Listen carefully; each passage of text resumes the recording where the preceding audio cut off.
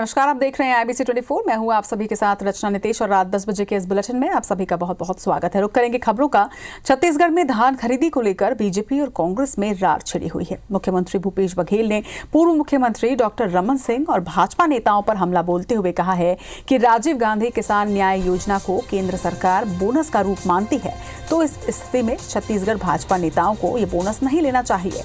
मुख्यमंत्री भूपेश ने रमन सिंह पर तंज कसते हुए कहा कि रमन सिंह खाली बैठे हुए हैं और ट्वीट करते रहते हैं। वहीं दिल्ली वाले रमन सिंह को किसी विधानसभा चुनाव में भी जिम्मेदारी नहीं दे रहे। रमन सिंह नकली किसान हैं, किसान बनने के लिए सर पर लाल गमछा लगाते हैं। सीएम ने ये कहा कि रमन को किसान बनना है तो कमर में गमछा पहने। उन्होंने भिलाई में भी यही बातें कही। इन आरोपों पर रमन सिंह ने कवर्धा में पलटवार करते हुए कहा कि असली नकली की पहचान कार्य से होती है। तो वहीं नेता प्रतिपक्ष धर्मलाल कौशिक ने कहा कि कांग्रेस धान बेचने वाले बीजेपी नेताओं की सूची जारी कर रही है, जो कि काफी ओछी राजनीति है। उन्होंने कहा कि जो पंजीयन हुए हैं वो किसानों के हुए हैं, ना कि किसी नेता के।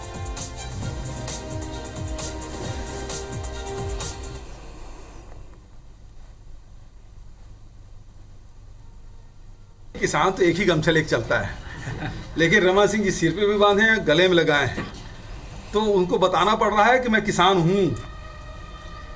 आमतौर पे किसान लगा देते हैं, हमारे किसान कांग्रेस के जब भी कार्यक्रम होता है हम लोग उस गमछे लगाते हैं, लेकिन वो लगाए, अच्छी बात है। अब ये है कि किसान की तरफ पटकू कब पहनेंगे। नकली किसान है, वो कितना भी कोशिश कर ले वो सफल नहीं होंगे। और किसान लोग एक ही गमछा बांधते हैं, एक ही गमछा। रमन सिंह तो सिर में भी बांधे थे और इसमें गले में भी रखे थे। तीसरा पटकू और बांधने का बच्चा है, लेकिन वो कितना भी कर ले कि किसान नहीं बन पाएंगे, किसान का विश्वास नहीं जीत पाएंगे। नकली किसान और असली किसान की पहचान तो इसी बात को लेकर होगी जो किसानों के लिए ज़्यादा से ज़्यादा काम कर सकता है।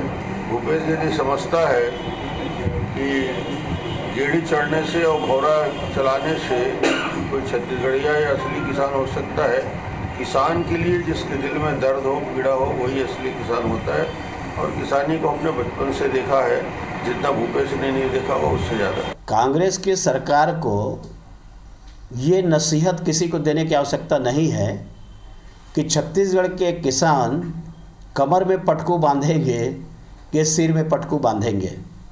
इनकी सरकार के जब जन्म नहीं हुआ था छत्तीसगढ़ में, तब से लोग यहाँ पर खेती करते आ रहे हैं, तो ये नसीहत देने की आवश्यकता नहीं है। मुख्यमंत्री भूपेश बघेल द्वारा पूर्व मुख्यमंत्री रमन सिंह को नकली किसान कहे जाने का मामला तेजी से बढ़ता जा रहा है। सीएम के बयान पर भाजपा के प्रदेश अध्यक्ष विष्णुदेव साय ने पलटवार करते हुए कहा है कि जिनका आपने पंजीयन किया है, जिनका आपने धान खरीदा है, वो नकली किसान कैसे हुए। विष्णुदेव साय ने यह भी कहा कि बीजेपी के प्रदेश स्तरीय प्रदर्शन के चलते सीएम भूपेश बघेल घबरा गए हैं, जिस पर गृह मंत्री ताम्रध्वज साहू ने पलटवार करते हुए कहा कि भाजपा नेता अनावश्यक आरोप प्रत्यारोप करते हैं। उन्होंने विष्णुदेव साय से पूछा कि वो अपने वादे के तहत पूरे 5 सालों तक किसानों को बोनस क्यों नहीं दे रहे थे। भारतीय जनता पार्टी के बहुत सारे सभी लोग किसान हैं और वो स्वयं भी किसान हैं। वो कैसे मतलब किस हिसाब से तय करेंगे कि रमन सिंह जी किसान नहीं है।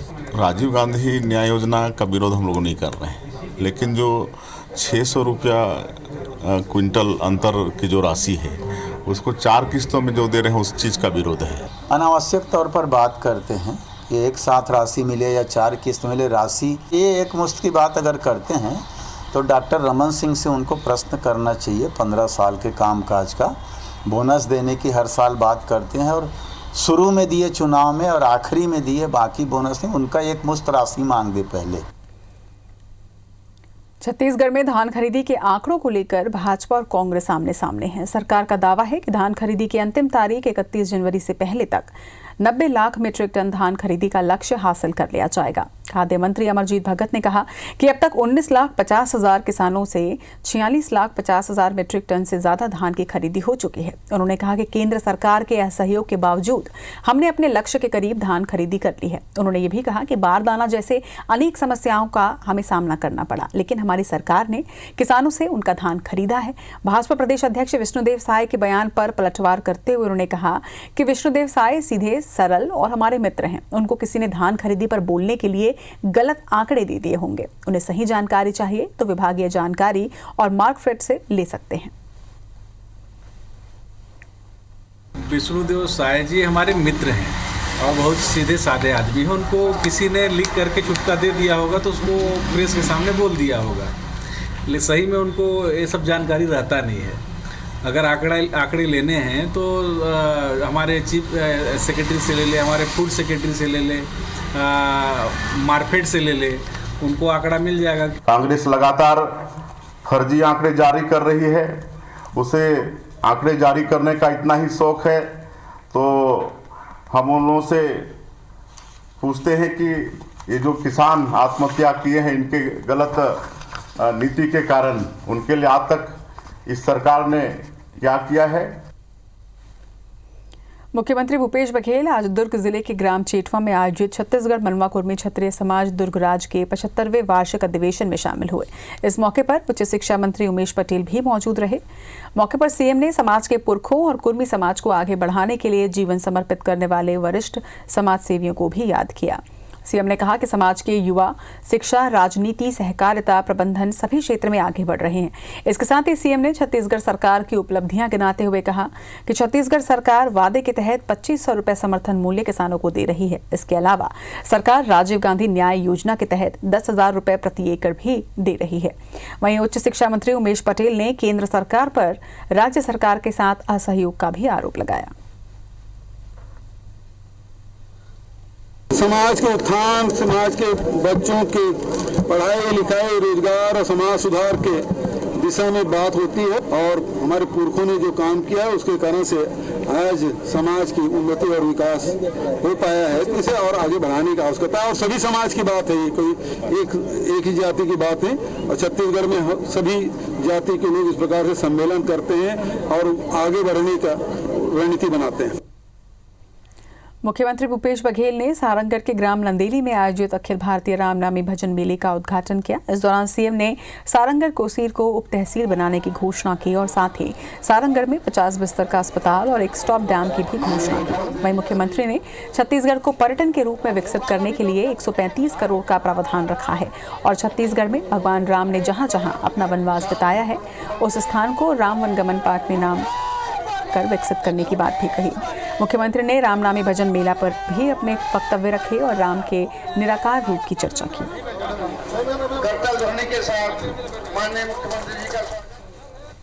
रामनामी समाज के कार्यक्रम में सम्मिलित हर साल हो रहा हूं और बड़े सम्मान पूर्वक मुझे आमंत्रित करते हैं और मेरे सौभाग्य है कि यहाँ आने का अवसर मिलता है। सभी रामनामी समाज के लोगों से भेंट मुलाकात होती है।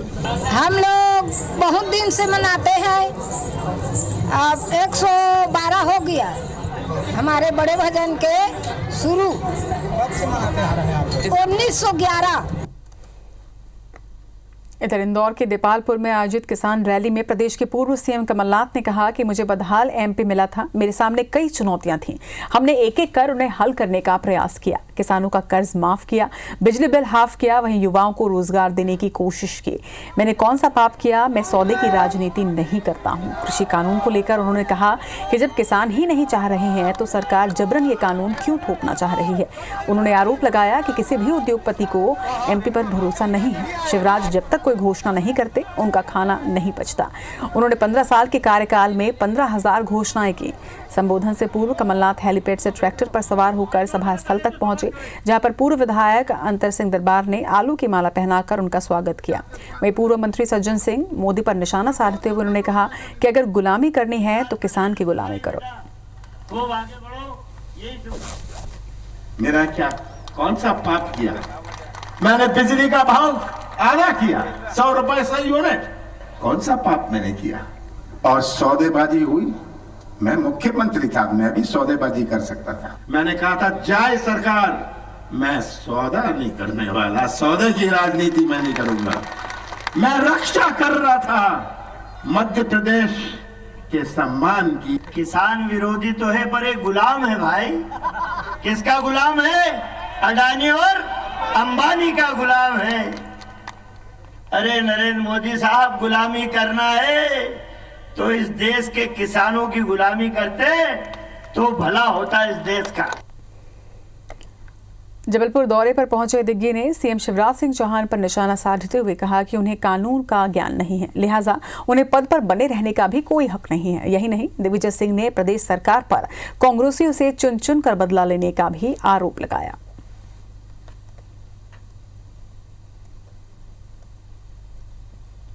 भारत के संविधान और कौन से कानून में मुख्यमंत्री को जिंदा गाड़ देने का अधिकार है बिना ट्रायल के?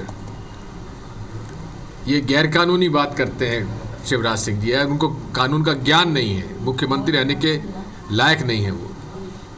माफिया के खिलाफ कमलनाथ जी ने सख्ती से कार्रवाई की, लेकिन ये चुन चुनकर कांग्रेस के लोगों को परेशान कर रहे हैं।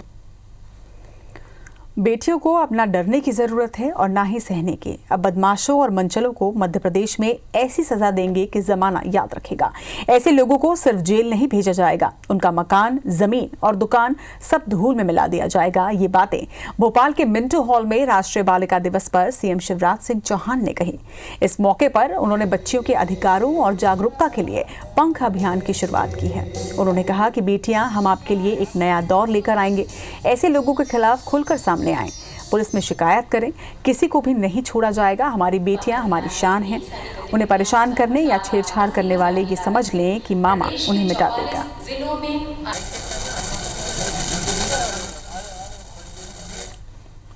सब बेटियों को मध्य प्रदेश को संदेश देना चाहता हूँ, छेड़छाड़ अगर होती है तो डरने की जरूरत नहीं है, बताने की आवश्यकता है और ऐसे बदमाशों को ठीक करने की जरूरत है। और मैं बेटियों तुम्हें आश्वस्त करता हूं, वचन देता हूं कि सरकार ऐसे बदमाशों को क्रश करके धूल में मिला के छोड़ेगी। इनको किसी भी कीमत पे हम बर्दाश्त नहीं करेंगे। पूर्व सांसद और चाचाड़ा के वर्तमान विधायक लक्ष्मण सिंह ने शराब बिक्री का न सिर्फ समर्थन किया, बल्कि कहा कि उसके रेवेन्यू में से सरकार चलती है और लोगों को तनख्वाह मिलती है। सरकार रेवेन्यू का पैसा स्वास्थ्य सेवाओं पर भी खर्च करती है। उन्होंने कहा कि गुजरात में शराब बंद होने के बाद शराब की तस्करी बढ़ी है और वहां नकली शराब से मौतें हुई हैं। उन्होंने शराब बिक्री रोकने की बजाय नकली शराब को रोकने की वकालत की। उस पे लिखा रहता है कि ज़्यादा पीना हानिकारक है, तो अगर सीमित मात्रा में तो उससे रेवेन्यू मिलती है, सरकार को पैसा मिलता है, सरकार तनख्वाह बांटती है ये कर्मचारियों की, वो जो पैसा आता है उससे। और जब जनता नहीं मांग रही है तो उनको क्या तकलीफ है? जिसको लेना है ले, नहीं लेना मत लो। छत्तीसगढ़ में ठगों ने एक मंत्री और 2 विधायकों के नाम से ठगी करने की कोशिश की। राज्य में ठगों ने मंत्री शिव डहरिया के नाम पर बैंक मित्र से पैसे ट्रांसफर कराने का प्रयास किया, जिस पर आरंग थाने में मामला दर्ज किया गया है। जबकि दुर्ग में के प्रज्ञा चॉइस एवं लोक सेवा केंद्र के संचालक सुशील राजपूत से एमएलए अरुण बोरा का नाम लेकर ठगों ने पैसे ऐंठने की कोशिश की। अनजान व्यक्ति ने कॉल कर विधायक के नाम पर मुंबई में पैसे ट्रांसफर करने की बात कही। सेंटर संचालक ने दुर्ग कोतवाली में इसकी लिखित शिकायत दी है। इधर संसदीय सचिव और रायपुर से विधायक विकास उपाध्याय के नाम से भी ठगी की कोशिश की गई है। ठग ने ऑनलाइन पैसा ट्रांसफर करने वाले एजेंसी से एमएलए बनकर बातचीत की। एजेंसी मालिक ने सरस्वती नगर थाने में ठग के खिलाफ मामला दर्ज करवाया है। जनप्रतिनिधियों ने लोगों से ऐसी ठगी से सावधान रहने की अपील की है।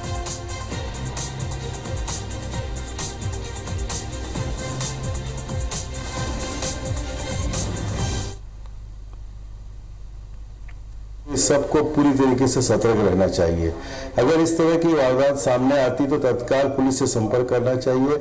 और जहां तक मेरी बात है, मैंने आज तक मनी ट्रांजैक्शन का और लेन देन के संदर्भ में कभी किसी से चर्चा नहीं की। और अगर इस तरह से कोई करता है तो ये तत्काल उसको संबंधित थाने में इसकी सूचना देनी चाहिए। विकास उपाध्याय जी के ऑफिस से, कार्यालय से एक फ़ोन आया, ऐसा उन्होंने बताया मुझे। मैं उनका पीए बोल रहा हूं और इस तरह से उन्होंने एक फ़ंड ट्रांसफ़र की रिक्वेस्ट की डोमेस्टिक में, मुंबई में फ़ंड ट्रांसफ़र के लिए करीबन 29,000 रुपये के। वही एक मिस्टर सहगल करके जो अपने आप को विकास उपाध्याय जी का पीए बता रहे थे, हमारे बंगले से पैसे ले जाइए। तब मेरे को खटका बात और मैं तुरंत उपाध्याय जी के बंगले गया। विधायक महोदय विकास उपाध्याय जी के पीए शिव श्याम शुक्ला आए थे एक आवेदन लेकर। उनके द्वारा एक मोबाइल नंबर पे विधायक जी के नाम से उनके किसी रिश्तेदार को 30,000 पैसे की आवश्यकता है, जो मुंबई में कहीं रहता है। जो एक शिकायत आया है, शिकायत की जांच करने के बाद अग्रिम कार्रवाई करेंगे। गृह मंत्री अमित शाह असम के दौरे पर हैं। आज शाह असम के कोकराझार पहुंचे, जहां एक रैली को संबोधित करते हुए अमित शाह ने कहा कि आज से ठीक 1 साल पहले देश के प्रधानमंत्री के नेतृत्व में बोडो शांति समझौता हुआ और बोडो शांति समझौते के साथ प्रधानमंत्री ने निर्देश दिया कि पूरे उत्तर पूर्व में जहां जहां अशांति है वहां बातचीत किया जाए और शांति का मार्ग प्रशस्त किया जाए। तमिलनाडु के इरोड में कांग्रेस नेता राहुल गांधी केंद्र सरकार के खिलाफ जमकर हमला बोल रहे हैं। राहुल गांधी ने कहा कि हम अपने इतिहास में पहली बार देख रहे हैं कि किसान 26 जनवरी को रैली कर रहे हैं, क्योंकि वो दुखी हैं और इस बात को समझते हैं कि जो उनका है वो उनसे छीना जा रहा है। ट्रैक्टर रैली पर दिल्ली पुलिस के स्पेशल कमिश्नर ने कहा कि आज किसानों से अच्छा संवाद रहा। दिल्ली के 3 जगहों से ट्रैक्टर रैली की इजाजत है। इन तीनों बॉर्डर पर बैरिकेड हटाए जाएंगे। कुछ शर्तों के साथ ये इजाजत दी गई है। इस रैली में गड़बड़ी को लेकर भी इनपुट मिले हैं। कुछ पाकिस्तान के ट्विटर हैंडल पर भी हमारी नजरें हैं। सीएम भूपेश बघेल ने पूर्व मुख्यमंत्री रमन सिंह पर बड़ा हमला बोला है। सीएम बघेल ने रमन सिंह को नकली किसान बताया। उन्होंने कहा कि रमन सिंह को किसान बनना है तो कमर में गमछा लगाएं। केंद्र सरकार रमन सिंह को काम नहीं देती है, जिसकी वजह से रमन सिंह खाली बैठे हैं और ट्वीट करते रहते हैं। धमतरी के मुकुंदपुर गांव के पास सिहावा पुलिस ने घेराबंदी कर बाघ की खाल के साथ एक आरोपी को गिरफ्तार किया। जब्त खाल की कीमत 40 लाख रुपए से ज्यादा की बताई जा रही है। आरोपी खाल बेचने के लिए ग्राहक तलाश कर रहा था। आरोपी जयराम कावड़े नारायणपुर का रहने वाला है। और अब खबरें विस्तार से। रायपुर के भाटा गांव के पास 50 करोड़ रुपए की लागत से बने इंटरस्टेट बस टर्मिनल का लोकार्पण तैयार होने के साल भर बाद भी नहीं हो पाया है। इस बीच नगर निगम और स्थानीय जनप्रतिनिधि पंडरी बस स्टैंड की जगह बड़ा होलसेल बाजार बनाने की योजना बना रहे हैं, जिससे राजधानी को बढ़ावा मिले। वहीं रविवार को विधायक कुलदीप जुनेजा, महापौर एजाज ढेबर, नगर निगम के जोन 2 के आयुक्त के साथ पंडरी बस स्टैंड का मुआयना करने के लिए पहुंचे। जनप्रतिनिधियों ने बताया कि आईएसबीटी के लोकार्पण के बाद पंडरी बस को पूरी तरह से बंद कर दिया जाएगा। लोगों को राहत के लिए पंडरी में टिकट काउंटर बना दिए जाएंगे, पर शहर में बसों की एंट्री प्रतिबंधित होगी। वहीं पुराने बस स्टैंड को पूरी तरह से तोड़कर यहाँ होलसेल या खुदरा बाजार बनाया जाएगा। बस स्टैंड नया बन रहा है तो फिर एक बस स्टैंड इधर एक बस स्टैंड उधर, ये ठीक नहीं है। और वो जब इतना बड़ा बस स्टैंड बना है, व्यवस्थित बना है, पूरे तरीके सब चीज़ की व्यवस्था है वहाँ पर, तो वहीं बस स्टैंड जाएगा। यहाँ हम एक चीज़ कर सकते हैं, जो बुकिंग काउंटर के लिए जो दी जाती है वो भले हम लोग यहाँ पर लागू कर सकते हैं। बुकिंग काउंटर हम दे सकते हैं कि लोग जाके यहाँ पर अपनी टिकट कटाएं, क्योंकि शहर की बात है, ये हम भले कर सकते हैं, मगर बसों को हम पूरे तरीके से व्यवस्थापन वहाँ पर करेंगे। बस स्टैंड बहुत जल्दी इसको यहाँ से शिफ्ट करने का चल रहा है। जो नया बस स्टैंड बन चुका है और ये जो जगह है ये खाली हो जाएगी। तो इसको लेकर प्लानिंग है एक दिमाग में कि इसको व्यवस्थित किस प्रकार से किया जाए, और कोई भी होलसेल वालों को ये जगह देने के चल रहा है कि किसी भी अच्छे जो मार्केट है उसको यहाँ पर बसाया जाए। मध्य प्रदेश में छिड़ी तबादले की सियासत के बीच राज्य शासन ने 8 आईपीएस अफसरों के तबादले किए हैं। विजय कुमार खत्री को भोपाल नॉर्थ का एसपी बनाया गया है, तो वहीं मुकेश कुमार श्रीवास्तव को पीएचक्यू भेजा गया है, जबकि आशुतोष बागरी इंदौर ईस्ट के एसपी होंगे। मयंक अवस्थी को कटनी और धर्मराज मीना को पलाना का नया एसपी बनाया गया है।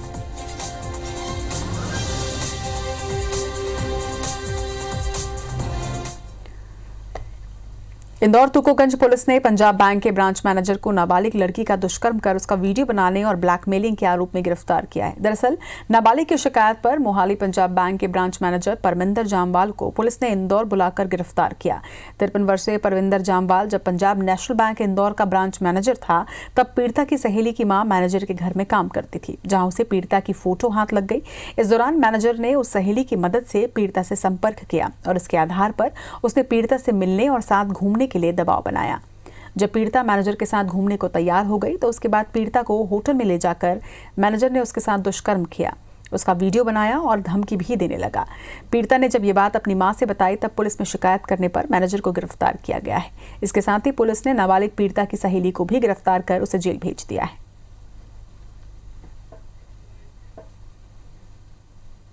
परविंदर जामवाल हैं, पंजाब नेशनल बैंक मोहाली में चीफ मैनेजर हैं।